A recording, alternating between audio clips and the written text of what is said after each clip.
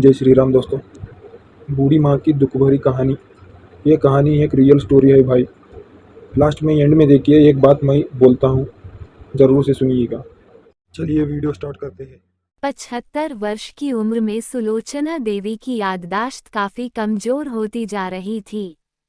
उन्हें रोजमर्रा की चीजें याद ना रहती, लेकिन जो उन्हें हमेशा याद रहता वह था उनका बेटा। दिन हो या रात, एक पल भी ऐसा ना होता जब उन्हें अपने बेटे की याद ना आती। दूसरी तरफ बेटा था जो साल भर में एक आध बार अपने माँ को फोन कर लिया करता और 1-2 मिनट से ज्यादा बातें भी ना किया करता। फिर भी यह बूढ़ी माँ टकटकी लगाए अपने बेटे का इंतजार करती रहती। एक दिन बेटे का विदेश से फोन आया। हेलो हेलो, सुन रही हो ना माँ? अनिल बोल रहा हूँ, तुम्हारा बेटा। कैसी हो माँ? मैं ठीक हूँ बेटा, तुम बहू और मेरा पोता कैसा है?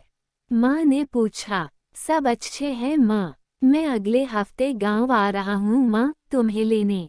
अब हम सब साथ में ही लंदन में रहेंगे माँ।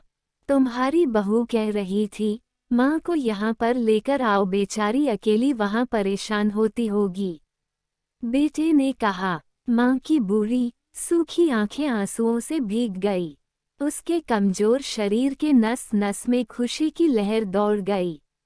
बेटे और बहू का अपने प्रति प्रेम देखकर माँ का मन खुशी से भर आया। बेटे ने आगे कहा, माँ तैयार रहना माँ, मुझे ज्यादा दिन छुट्टियाँ नहीं है।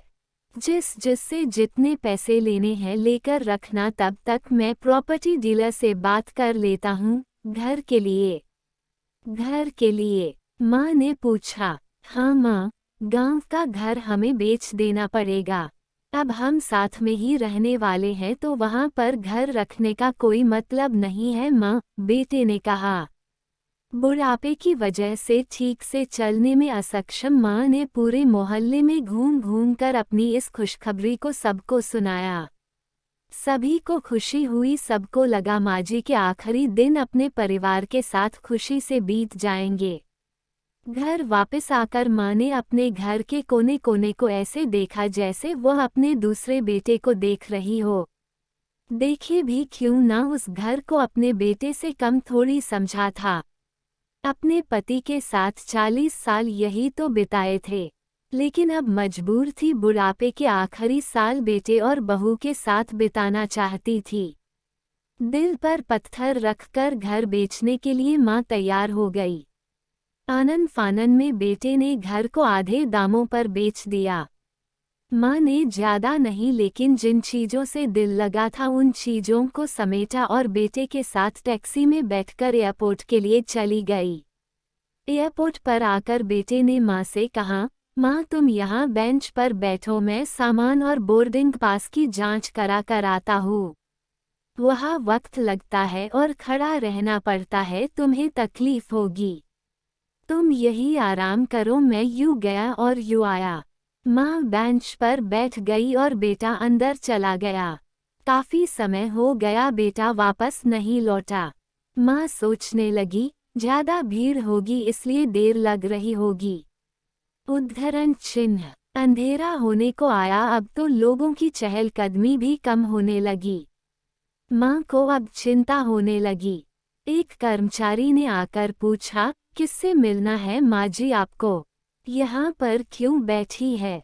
डरती हुई आवाज में सुलोचना देवी बोली, मेरा बेटा अंदर सामान की जांच कराने गया है। लंदन जा रहे हैं हम। क्या नाम है माँ जी आपके बेटे का? कर्मचारी ने पूछा। अनिल नाम है मेरे बेटे का, सुलोचना देवी ने बताया। कर्मचारी अंदर गया और थोड़ी देर बाद बाहर लौटा।